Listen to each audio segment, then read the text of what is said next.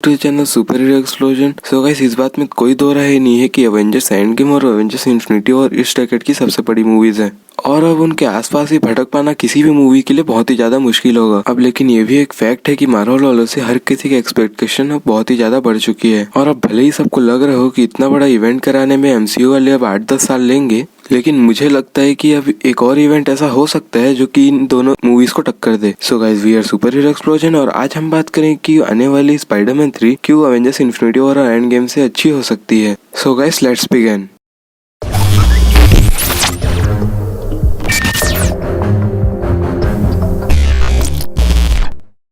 तो Tom Holland के Spiderman को लेके पूरी दुनिया अपने अपने स्पेकुलेशन और थ्योरीज बना चुकी है कि कैसे मार्वल, सोनी और डिज्नी की डील का पूरा फायदा उठा के पुराने स्पाइडरमैन को एमसीयू में लाना चाहते हैं और कैसे ये एमसीयू के स्पाइडरवर्स और मल्टीवर्स को सेटअप करेगी। तो फर्स्ट ऑफ ऑल हम बात करेंगे कि स्पाइडरवर्स आखिरकार है क्या चीज। अब स्पाइडरवर्स बेसिकली कॉमिक्स में स्पाइडरमैन का मल्टीवर्स है जिसमें मार्वल यूनिवर्स का एक एक स्पाइडरमैन एग्जिस्ट करता है। इसमें नॉर्मल 616 स्पाइडरमैन को लेकर assassin Spiderman, zombie Spiderman, animation वाला अल्टीमेट स्पाइडरमैन सब एग्जिस्ट करते हैं। और वैसे तो ये सब अपनी खुद की दुनिया में ऑपरेट करते हैं और भले ही सारे पीटर पार्कर ना हो, लेकिन ऐसा कहा जाता है कि ये सारे के सारे स्पाइडरमैन एक स्पाइडर वेब की तरह आपस में कनेक्टेड हैं। और मुझे ये बताने की जरूरत नहीं है कि कॉमिक्स बुक्स और एनिमेटेड मूवीज में ये इवेंट होता है तो ये कितना बड़ा इवेंट होता है। अब अगर हम मार्वल के सिनेमैटिक यूनिवर्स में जरा भी ध्यान दें तो इन्होंने पिछले 10-11 सालों में अपनी कॉमिक बुक की रिच हिस्ट्री में से जो ही बड़ी बड़ी चीजें हैं वो काफी स्मार्टली सेटअप करी हैं। जैसे कि इन्फिनिटी सागा को पूरी सेटअप करने के लिए उन्होंने 20-22 फिल्म्स ली।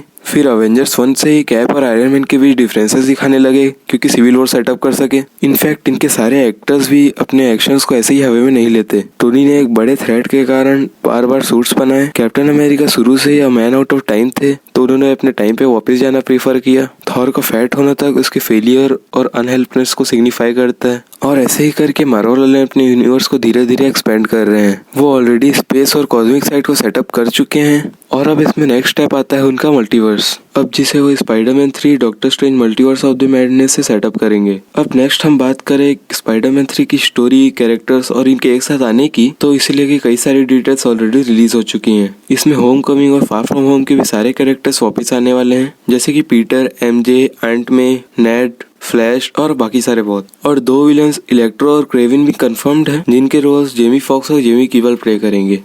अब ऑल दो इनके अलावा और कोई भी विलन रिवील नहीं हुआ है, लेकिन मैं 99.6% श्योर हूँ कि इन दोनों के अलावा और भी कोई विलन्स होंगे।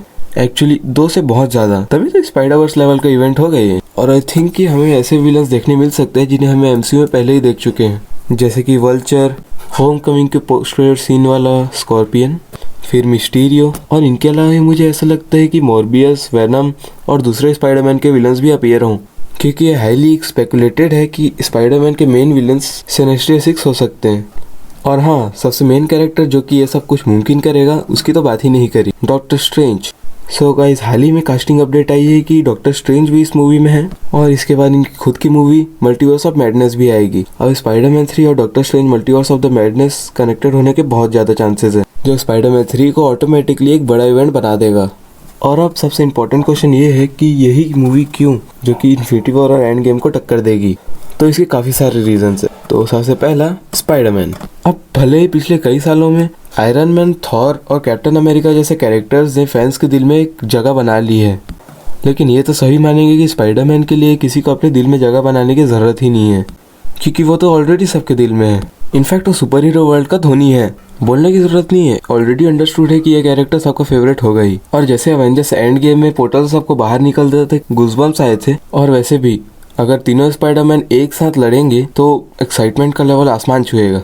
और सेकंड रीजन आता है यहाँ पर अधूरी story line. So guys, Avengers end game का हाइप का बड़ा रीजन था इन्फिनिटी वॉर की वो चौंधिया देने वाली एंडिंग, जिसे न केवल स्टोरी का अधूरा छोड़ा बल्कि हम 1 साल का वेट कराए स्टोरी को कंप्लीट करने के लिए। तो मुझे बताने की जरूरत नहीं है कि जब कभी भी कोई चीज अधूरी छूट जाए तो वो गले की हड्डी बन जाती है, और ऐसे ही हमारे पिछले दोनों स्पाइडरमैन की स्टोरी भी तो अधूरी छूट चुकी है। तो ये देखने में ज्यादा इंटरेस्टिंग होगा कि टोबी मैगवायर के स्पाइडरमैन और क्रिस्टिन डंक वाले एमजे क्या आखिर में मिल पाए, या फिर एमा स्टोन के ग्वेन के जाने के बाद एंड्रयू गारफील्ड के स्पाइडरमैन ने कैसे मूव ऑन किया होगा। फिर नेक्स्ट रीजन है यूनिवर्स को स्ट्रीमलाइन करना। अब सोनी और मार्वल के बीच में जो भी डील हुई थी, स्पाइडरमैन 3 उसकी लास्ट मूवी होगी और उसके बाद टॉम हॉलैंड के स्पाइडरमैन को वापस सोनी के यूनिवर्स में जाना पड़ेगा। तो 2 सोलो मूवीज और कई सारे क्रॉसओवर्स के बाद टॉम हॉलैंड के स्पाइडरमैन ने एमसीयू में अपनी जगह फिक्स कर ली है। तो फिर अब सोनी के यूनिवर्स में स्पाइडरमैन को देखना अब थोड़ा सा अजीब लगेगा, आउट ऑफ प्लेस फील होगा। लेकिन स्पाइडरमैन 3 इसे चेंज कर सकती है। और अब सोनी के कैरेक्टर्स जैसे मॉर्बियस और वेनम भी, तो वो इसे भी एमसीयू का पार्ट बना के मल्टीवर्स को आराम से एक्सपेंड कर सकते हैं। तो फिर टॉम हॉलैंड का स्पाइडरमैन इन दोनों कैरेक्टर्स के साथ अपीयर होता है, तो वो फिर सोनी के यूनिवर्स में आउट ऑफ प्लेस या फिर अजीब नहीं लगेगा हमें। उसके बाद सबसे लास्ट और मेन रीजन है यूनिकनेस का। एनिमेज और कॉमिक्स में तो हम ये इवेंट को होते हुए कई बार देख चुके हैं और इसीलिए ग्रैंड लेवल की फीलिंग तो आती है। और जब हम इसे लाइव एक्शन में देखेंगे तो फिर ये अलग ही लेवल की एपिक्सनेस देगा। I mean Spiderman into the Spider-Verse एक एनिमेटेड मूवी थी और इसका लीड कैरेक्टर ना ही पीटर था और ना ही इसे ज़्यादा बड़े लेवल पे एग्जीक्यूट किया गया। और इसमें जितने भी स्पाइडरमैन दिखाए गए थे वो सारे के सारे हमारे लिए नए थे। आई मीन हम इन्हें जानते तो थे लेकिन हमारा इनसे कोई कनेक्शन नहीं था। तो कि अब यही कारनामा लाइव एक्शन में होगा और कैरेक्टर्स भी होंगे जो हमने देखे हुए हैं और जिनसे हम ऑलरेडी कनेक्टेड हैं, तो मजा आएगा ही, चाहे कुछ भी कर लो। और हमें ये तो पता ही है कि स्पाइडरमैन एक बहुत ही ज्यादा फनी कैरेक्टर है। तो अगर कई सारे फनी कैरेक्टर्स एक साथ एक ही स्क्रीन पे ऑपरेट करेंगे तो ये मजेदार, फुल ऑफ जोक और कितनी ही हिलेरियस एक्सपीरियंस हो सकता है, ये मुझे बताने की जरूरत नहीं है। तो कुल मिला के बात बस इतनी सी है कि अगर स्पाइडरमैन 3 लाइव एक्शन में आएगी तो ये बहुत ही ज्यादा बड़ा इवेंट होगा और हमें बहुत ही मजा आएगा। लेकिन इसके साइड इफेक्ट्स भी हो सकते हैं। इनफैक्ट ऐसा भी सुनने में आया है कि एमसीयू वाले बस क्लाइमेक्स के बैटल में ही इन तीनों स्पाइडरमैन्स को यूज करने वाले हैं। तो इसमें टॉम हॉलैंड के स्पाइडरमैन को छोड़ के बाकी स्पाइडरमैन्स को बहुत कम टाइम मिलना, ये हमें बहुत डिसअपॉइंट कर सकता है।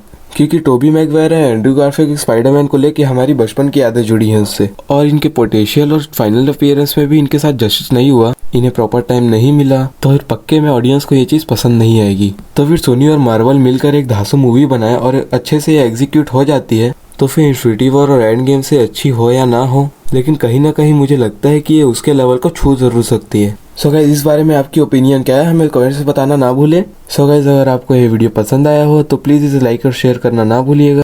सो अगर आप सुपर हीरो एक्सप्लोजन पे नए हैं तो नीचे दिए गए रेड कलर के बटन पे दबाइए और 12th के बोर्ड एग्जाम्स को कैंसिल कीजिए। So guys, your super hero explosion and bye.